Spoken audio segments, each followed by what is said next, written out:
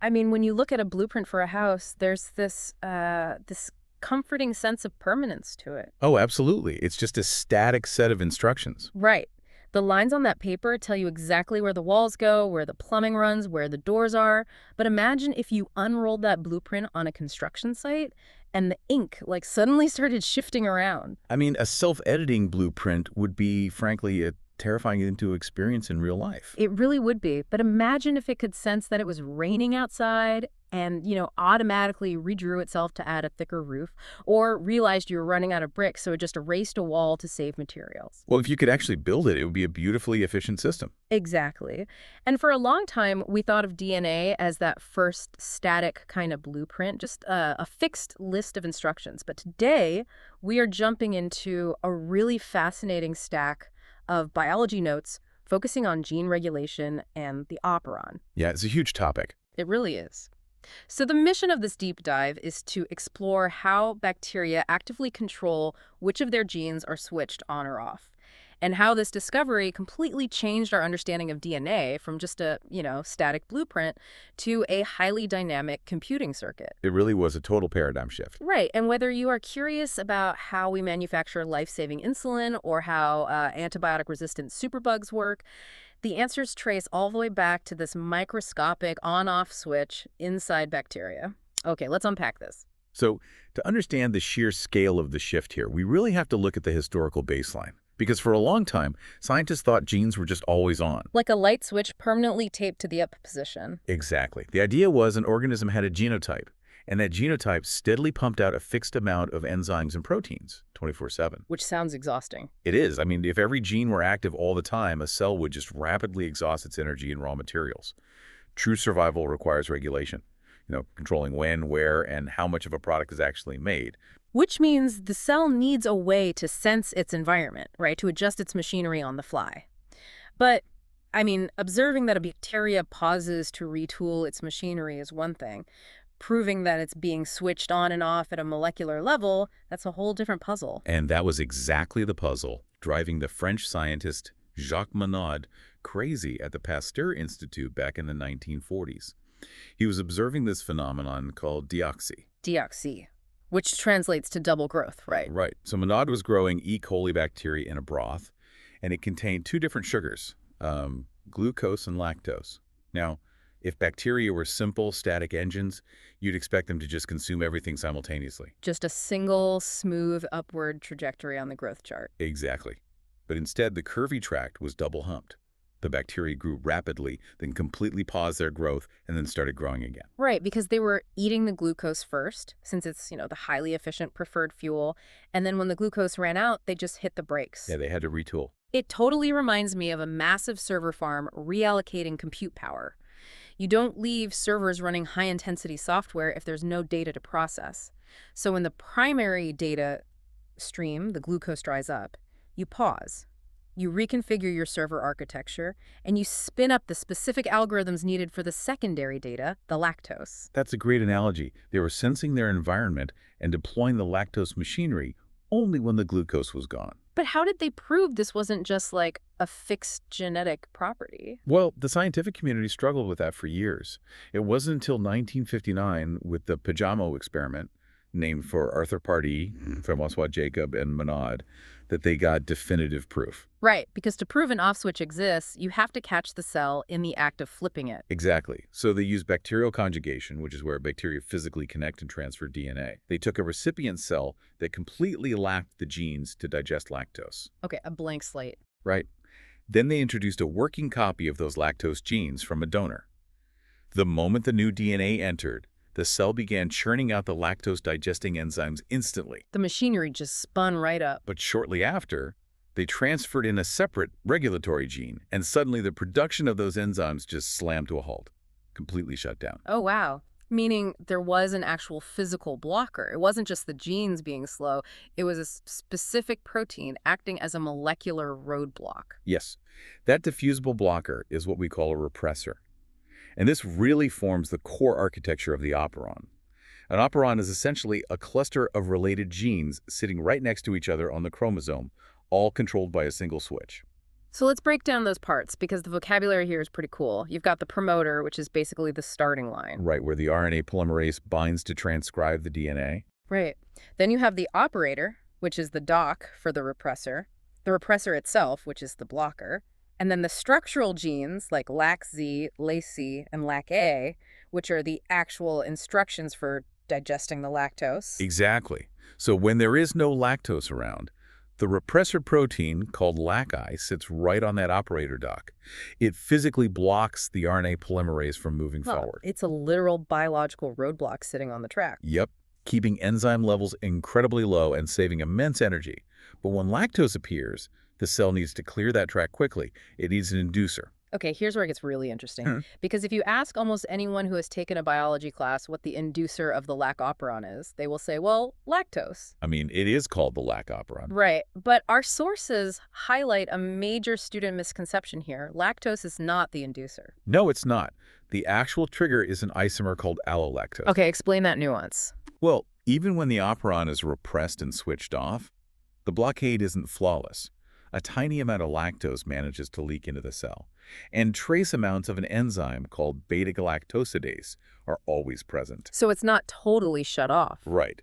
That trace enzyme takes the leaking lactose and converts a fraction of it into allolactose. It's the allolactose that physically binds to the repressor protein, twisting its shape so it pops off the DNA. Wait, hold on. If the repressor is blocking the genes to make beta-galactosidase, how does the cell make the allolactose to remove the repressor in the first place? Isn't that a paradox? That sounds like an impossible paradox, yeah. You need the enzyme to forge the key, but the instructions are locked behind the very door you're trying to open. Exactly. How does that work?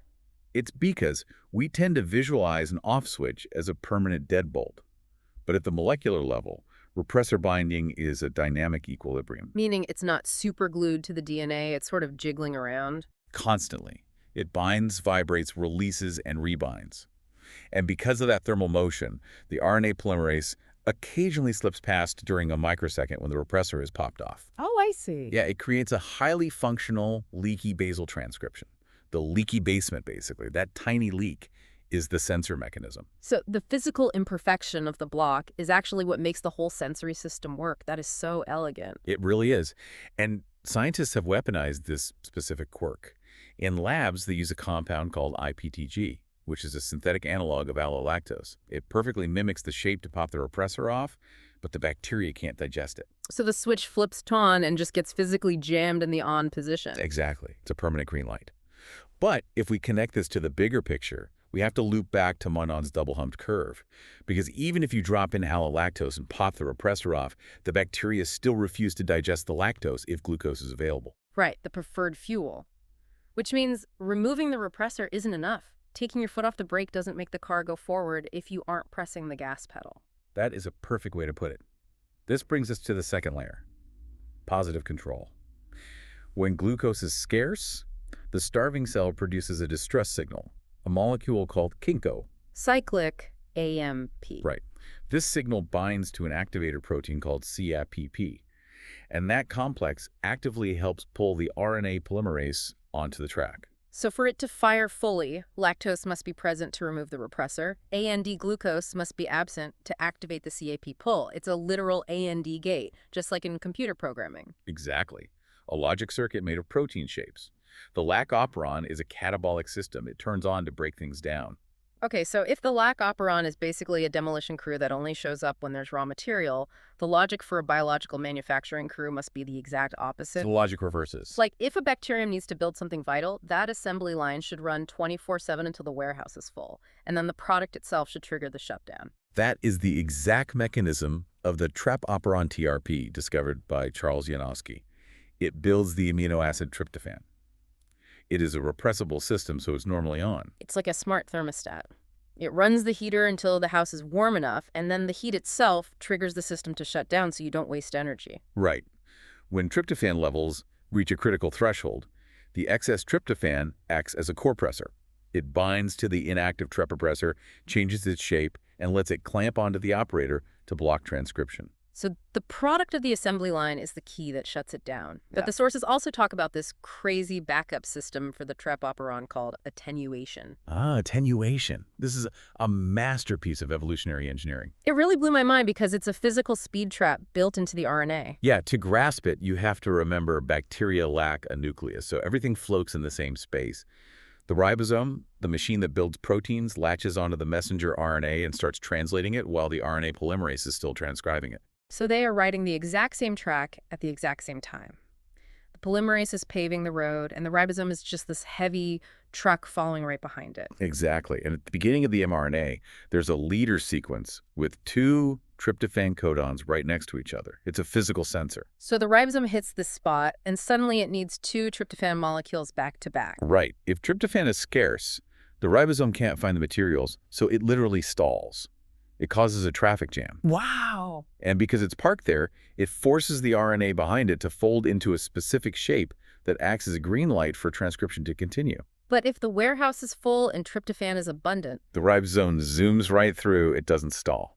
And because it moves so fast, a different section of RNA is exposed, which snaps into a tight terminator hairpin. This hairpin violently yanks the polymerase right off the track. so they're using the literal physical velocity of a ribosome as an environmental sensor. It's so mechanical. No wonder scientists back then thought they had found the universal grammar of gene control. They really did. The Operon model was so powerful, many biologists assumed they discovered the master key to everything.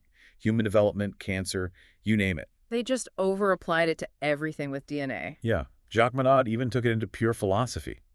In 1970, he published a book called Chance and Necessity.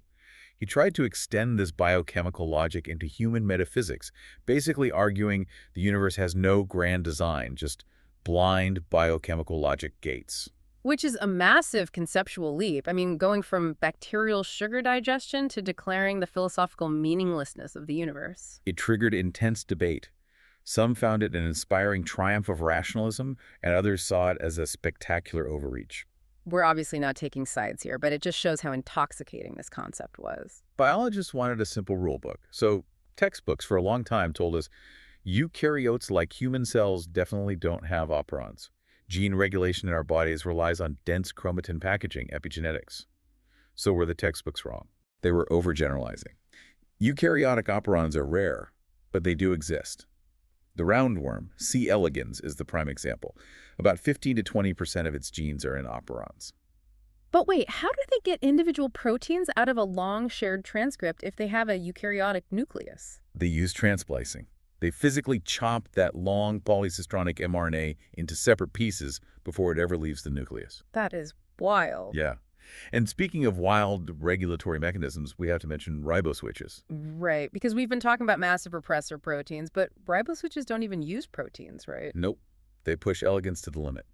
Riboswitches are structures built directly into the bacterial messenger RNA itself. The folded RNA can directly bind a small molecule from the environment, like a vitamin. So the messenger RNA is the sensor and the switch, all in one. Exactly. When the molecule docks, the RNA alters its own fold, turning its own transcription on or off. This raises an important question in evolutionary biology. Because they only use RNA, many researchers view riboswitches as fossils from an ancient RNA world. A time before complex proteins even existed. Right, where RNA did all the storage and the heavy lifting. It's incredible. So what does this all mean for us today? Why should you care about the lac operon or a microscopic ribosome speed trap? Because it laid the groundwork for modern biotechnology. When we genetically modify bacteria to manufacture human insulin, which keeps millions alive, we use that exact IPTG inducible system. We splice the human insulin gene downstream of a lac promoter and flood the vat with the inducer to permanently flip the factory to on. It's the ultimate biological hack. And it helps us track antibiotic resistance too, right? Absolutely. Resistance genes are often regulated by these same switches. It's the bedrock for synthetic biology and CRISPR. The operon-proved organisms are actively computing, responding to their environment to survive. Which brings me to a final thought from the sources that totally reframes bacterial evolution. There is this debate among genomicists because whole operons can physically move between different bacterial species via horizontal gene transfer. Yeah, they pass them around like genetic flash drives. Right. So if an entire operon acts like a microscopic logic gate, a fully tuned environmental sensor in bacteria can just pass these complete clusters to one another. How much of a bacteria's ability to survive is its own slow evolution, and how much is just plug-and-play software it downloaded from its neighbor? It really makes you think. Thank you for joining us on this deep dive. Keep questioning the blueprints of the world around you.